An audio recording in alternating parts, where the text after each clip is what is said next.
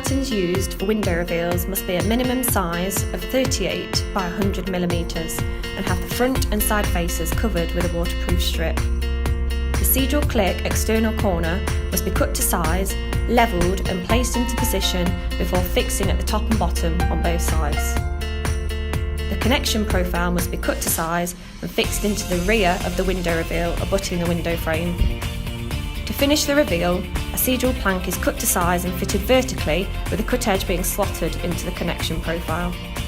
Push flat to the reveal and fix into place with a colour-coded Cedral screw.